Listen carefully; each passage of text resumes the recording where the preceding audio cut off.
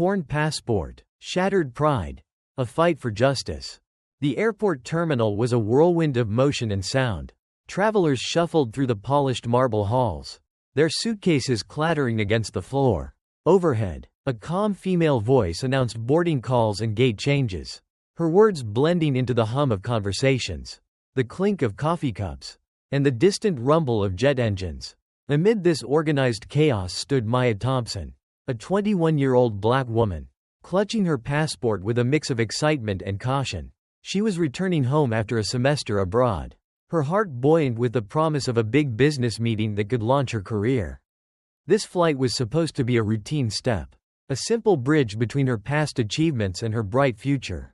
But Maya had learned long ago that routine was rarely simple for someone like her. Maya was a striking figure in the crowd, tall, with warm brown skin and expressive eyes that held both determination and a hint of wariness. Her braided hair was neatly pulled back, and her casual yet polished outfit spoke of someone who knew how to carry herself. She was ambitious, a college student who had worked hard to earn her place in the world. But no matter how confident she felt, she couldn't ignore the subtle weight of being a young black woman in spaces where she often felt like an outsider. Airports, with their cold efficiency and unspoken hierarchies, were one of those spaces. As Maya approached the check-in counter, her eyes scanned the scene. The airline was renowned for its luxury, first-class lounges, attentive service, and a reputation for excellence. The counter gleamed under bright lights, staffed by employees in crisp navy uniforms. Behind the counter stood Emily Carter, a flight attendant in her late 20s. Emily was tall and poised, her blonde hair pulled into a tight, professional bun. Her movements were precise, her voice clipped as she directed passengers with an air of authority. But there was something in her demeanor, a sharpness, a hint of superiority, that made Maya's stomach tighten. Maya stepped forward, her first-class ticket in hand. She had saved for months to afford this seat, a small indulgence for such an important trip. She handed the ticket to Emily, expecting the usual quick scan and a boarding pass in return. But Emily's eyes lingered on Maya, her gaze sweeping over her face, her clothes, her youth. It was a look Maya knew all too well, a silent judgment. A question of whether she belonged in first class. Emily's lips curled into a thin, forced smile as she examined the ticket. "I'm sorry, but this ticket isn't in our system," Emily said, her tone icy and dismissive. Maya blinked, caught off guard. Her heart gave a small jolt, but she kept her composure. "That doesn't sound right," she said, her voice calm but firm. "I checked in online this morning. Could you please check again?" Emily's smile tightened, her eyes narrowing slightly. She didn't respond immediately, instead tapping at her computer with exaggerated slowness. The line behind Maya grew restless, passengers shifting their weight and murmuring. Maya felt the weight of their stares, but she held her ground. She knew there was no mistake on her end. She had triple-checked everything. "If you knew how to book a flight properly, we wouldn't have this problem," Emily said loudly, her words cutting through the hum of the terminal. Heads turned, and Maya's cheeks burned with embarrassment. The accusation wasn't just about the ticket, it was personal. A jab at her competence, her place in this polished world. "There's been a mistake," Maya said, her voice steady despite the anger bubbling inside. "My ticket is valid. Can I speak to a manager?" Emily's expression didn't waver. "Step aside," she said, gesturing dismissively. "I need to see your passport." Maya hesitated, her instincts screaming that something was wrong. But she had no choice. She handed over her passport, its pages worn from years of travel, stamps from Paris, Tokyo, Cape Town, each one a testament to her hard work and wanderlust. This wasn't just a document, it was a piece of her identity. Proof of her place in the world. Emily flipped through it, her lips pursing as if she'd found something distasteful. "This doesn't look real," Emily said, her voice dripping with suspicion. Maya's heart sank. "What? That's my passport. It's valid. I've used it for years." Before Maya could say another word, a sharp ripping sound tore through the air. Gasps erupted from the crowd. Emily had ripped the passport in half, the pages splitting with a sickening crack. She tossed the pieces onto the counter, where they landed like discarded trash. "Fake passports are a security risk," she muttered, her tone flat, as if she'd just swatted a fly. Maya's breath caught in her throat. Her hands trembled as she stared at the torn pages, their edges jagged and lifeless. That was her identity, her name, her face, her story, reduced to scraps by a stranger's hands. The terminal fell silent, the usual airport clamor fading into a stunned hush. Passengers froze mid-step, their eyes wide. A woman nearby clasped her hand over her mouth, her face pale with shock. A man in line spoke up, his voice shaky but clear. I saw her passport. It looked real. Maya's chest tightened, her pulse pounding in her ears. That was my real passport, she said, her voice breaking but resolute. You had no right to do that. Emily barely glanced at her, her smug smile unwavering. Step out of line, she said, waving Maya away like an annoyance. You're holding everyone up. The words hit like a physical blow. Maya felt the weight of every stare, some curious, some pitying, some judgmental. She knew what this was. It wasn't about a ticket or a passport. It was about her, her skin, her youth, her presence in a space where Emily had decided she didn't belong. Maya had faced prejudice before, the subtle slights, the microaggressions that stung like paper cuts. But this was different. This was bold, deliberate, and cruel. A public humiliation meant to put her in her place.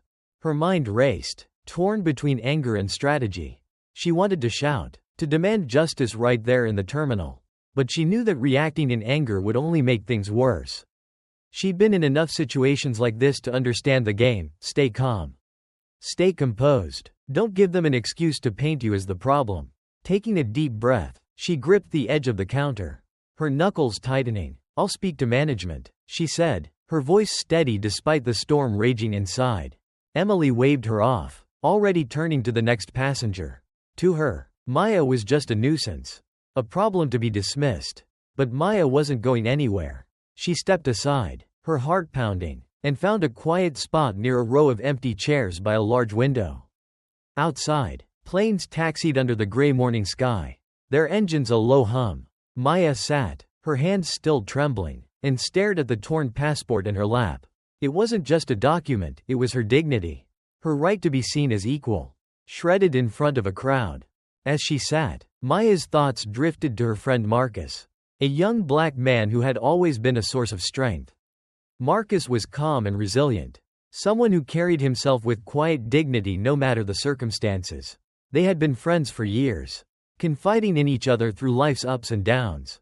But there was one story Marcus had shared that had stayed with Maya. A story that now felt all too relevant.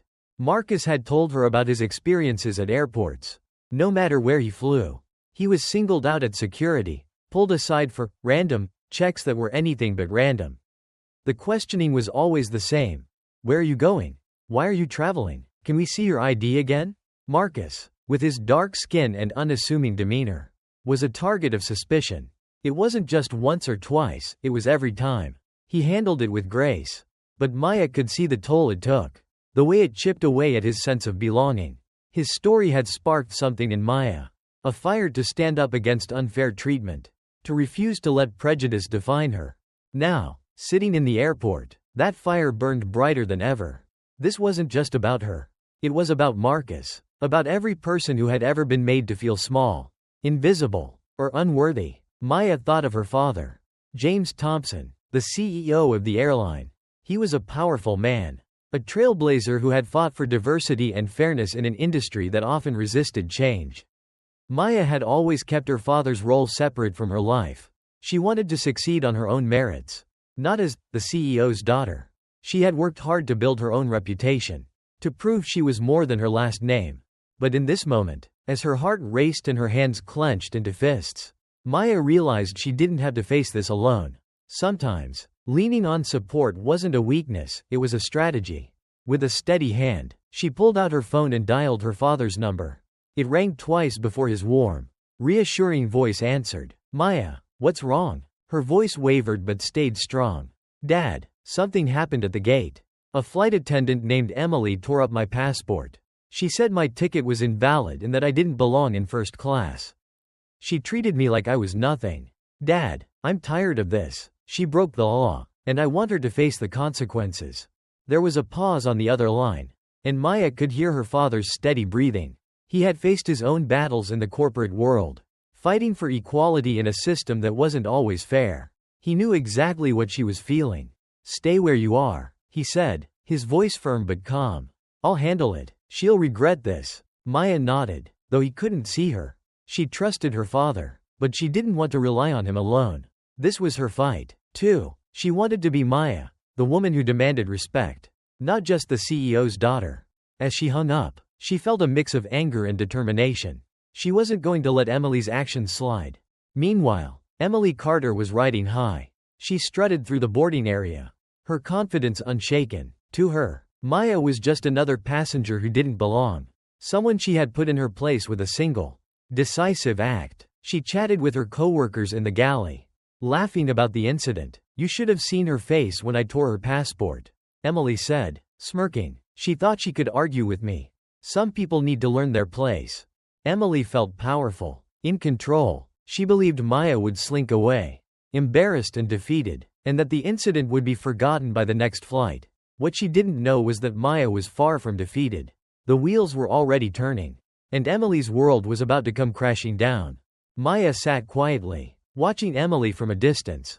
Her heart still raced, but her mind was clear. She made another call, this time to the airline's higher-ups. "I don't want to make a scene," she said calmly, "but what happened was wrong. The flight attendant committed a crime, and I want her held accountable." The person on the other end listened carefully, their tone shifting from professional to concerned. Maya felt a spark of relief. She wasn't alone in this. She was fighting for herself, but also for Marcus, for every person who had been judged unfairly. As she spoke, she kept her eyes on Emily, who was still oblivious, her smug smile intact as she directed passengers with her usual air of superiority. The tension in the air grew thicker. Passengers nearby whispered, some still recording the scene on their phones. Maya knew the videos would spread online, and she braced herself for the headlines. She didn't want to be known as the girl with the fake passport. She was Maya Thompson, a woman with dreams, strength, and a voice that wouldn't be silenced. As minutes passed, Maya's father worked behind the scenes. He called the airline's management, his voice calm but commanding. He demanded an immediate investigation and consequences for Emily's actions. But Maya wasn't just waiting for her father to fix things. She stood up, wiped the frustration from her face, and walked back toward the gate. She was ready to face Emily. Not with anger, but with dignity. When Maya returned, Emily was still at the counter, directing passengers with her usual arrogance. But something had changed. A manager approached, a woman in a sharp suit with a serious expression. She pulled Emily aside, speaking in low tones. Emily's confident smile faltered, replaced by confusion, then panic. Her face flushed red as she realized something was wrong. The manager turned to Maya, her voice professional but warm. "Ms. Thompson, we're deeply sorry for what happened. This is unacceptable, and we're addressing it immediately." Maya nodded, her voice steady. "I don't want an apology. I want accountability. She destroyed my passport and treated me like I didn't belong. That's not okay." The manager agreed, and within moments, Emily was escorted away from the counter. Whispers spread through the crowd as passengers realized what was happening. Emily's earlier arrogance was gone, replaced by a look of disbelief. She had crossed a line, and now she was paying the price. As Emily was led away, Maya felt a weight lift from her shoulders. This wasn't about revenge, it was about justice. She thought of Marcus, of her father, of every person who had ever been made to feel less than.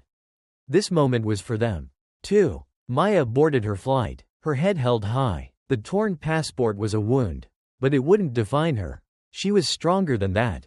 As the plane climbed into the sky, Maya looked out the window at the clouds below.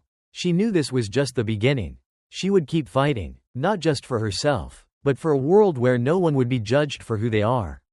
Her story wasn't over, it was only getting started.